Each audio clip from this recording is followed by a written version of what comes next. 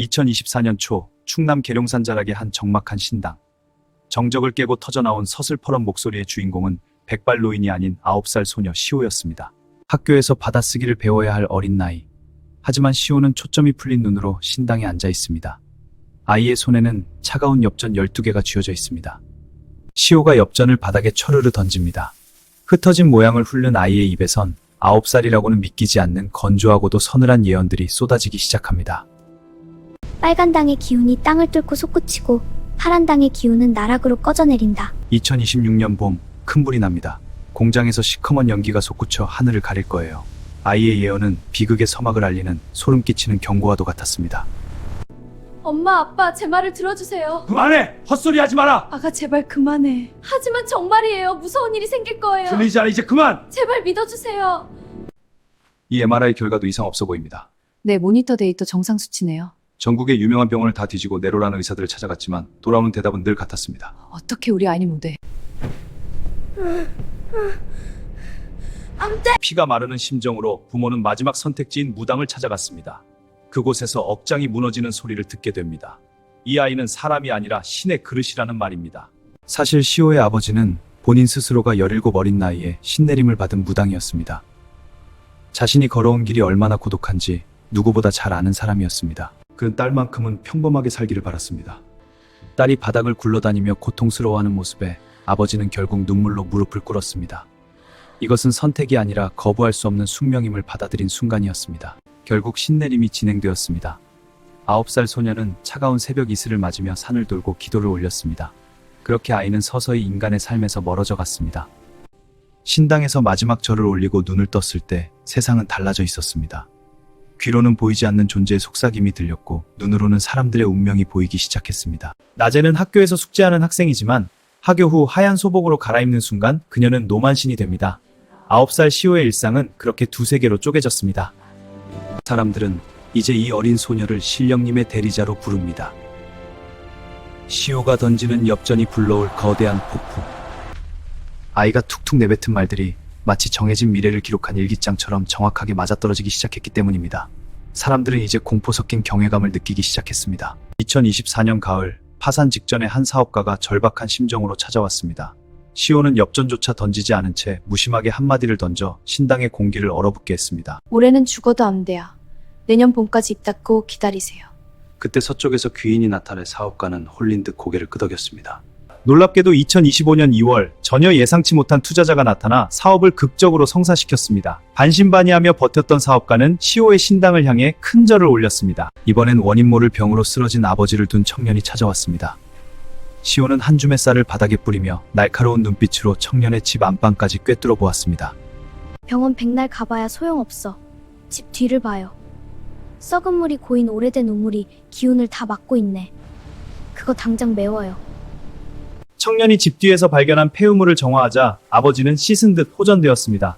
이런 기적들이 쌓이며 시호의 이름은 서울 한복판 여의도 정치권까지 흘러들어갔습니다. 2025년 초 누군가 은밀하게 대한민국을 대표하는 두 검을 이 씨와 윤 씨의 사주를 가져왔습니다. 시호는 낡은 엽전이 담긴 함을 열어 거대한 운명을 마주했습니다. 엽전이 바닥에 부딪히며 내는 날카로운 소리가 신당을 갈랐습니다.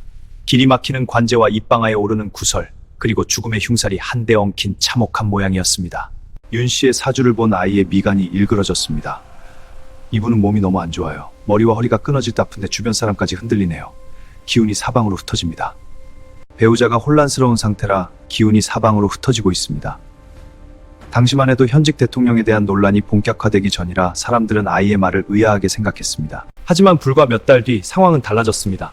건강 이상설과 배우자 논란이 연일 보도되자 사람들은 비명을 질렀습니다. 9살 아이의 예언이 현실이 된 순간이었습니다.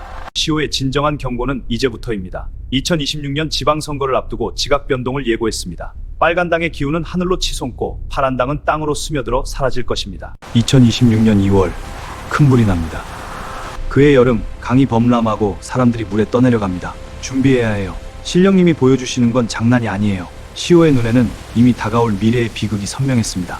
더욱 소름 돋는 것은 시호가 지목한 금기입니다. 탄산 거품이 터지는 소리는 잡귀를 부르는 주파수와 같습니다. 검은색은 음의 기운을 끌어당겨 신령님을 진노하게 합니다. 장례식장도 조심하세요. 정화하지 않고 들어오면 굶주린 귀신들이 당신의 뒤를 밟아 집까지 따라올 겁니다. 시온은 보이지 않는 존재들의 위협을 엄중히 경고했습니다. 2025년 끝자락 신당 바닥에 앉아 오방기를 만지던 시온은 북쪽을 상징하는 검은 기운에 몸을 떨었습니다. 북쪽에서 심상치 않은 소리가 들린다고 말입니다. 2026년 봄, 온 나라 사람들이 기겁하며 잠에서 깨어날 소리가 들릴 것입니다. 그것은 땅의 지진이 아니라 사람들의 마음이 지진난 듯 요동치는 소리였습니다. 잠들어 있던 현무가 깨어난다는 기묘한 말. 그것이 군사적 충돌인지 체제의 균열인지 알 수 없으나 대한민국은 이전과는 전혀 다른 길로 접어들게 될 것입니다. 시온은 반복해서 한 인물의 몰락을 이야기했습니다. 머리와 허리가 끊어질 듯 아픈 대표급 인물이 쓰러지면 그가 이끌던 거대한 조직은 뿌리째 흔들릴 것입니다. 엽전의 흉살과 구설이 이렇게 겹쳐 나오는데 이걸 어떻게 피하겠냐며 아이는 한숨을 내쉬었습니다. 정치권은 이미 이 예언의 주인공을 찾느라 살얼음판 같습니다. 소란을 뒤로한 채 시온은 매일 엽전을 깨끗한 천으로 닦습니다. 엽전이 더러우면 신령님의 목소리가 탁하게 들린다는 이유에서입니다. 아이의 정성은 지극했습니다. 이제 13살이 된 시오의 하루는 이질적입니다. 아침이면 교복을 입고 학교에 가서 미적분과 영어 단어를 외우는 평범한 학생으로 돌아가 친구들과 어울립니다. 와, 이 떡볶이 진짜 깔깔고 맛있다. 너희도 빨리 먹어. 하지만 해가 뉘엿뉘엿지고 신당으로 돌아오면 아이는 변합니다. 하얀 소복을 갖춰 입는 순간 수백 년의 세월을 꿰뚫어보는 영험한 무당의 눈빛으로 돌아옵니다. 가끔은 저도 힘들어요. 학교에서 친구들과 놀고 싶은데 부모님은 그런 딸을 보며 남몰래 눈물을 훔칩니다. 신을 받고 건강해진 것은 다행이지만 13살 아이가 짊어지기엔 미래를 본다는 무게가 너무나 가혹하기 때문입니다. 아빠 괜찮아. 이건 신령님이 정해주신 길이야. 나는 혼자가 아니니까 무섭지 않아. 시온은 2026년을 대한민국의 마지막 시험이라고 부릅니다. 좋은 운과 나쁜 운이 비빔밥처럼 뒤섞여 들어오는 해, 우리는 이제껏 겪지 못한 거대한 혼란을 맞이할 것입니다. 돈이나 권력을 준비하는 사람은 다 망합니다. 오직 마음을 단단히 먹은 사람, 흔들리지 않는 중심을 잡은 사람만이 그 어둠의 터널을 무사히 통과할 수 있을 것입니다. 같은 편끼리 미워하고 싸우면 다 같이 무너집니다.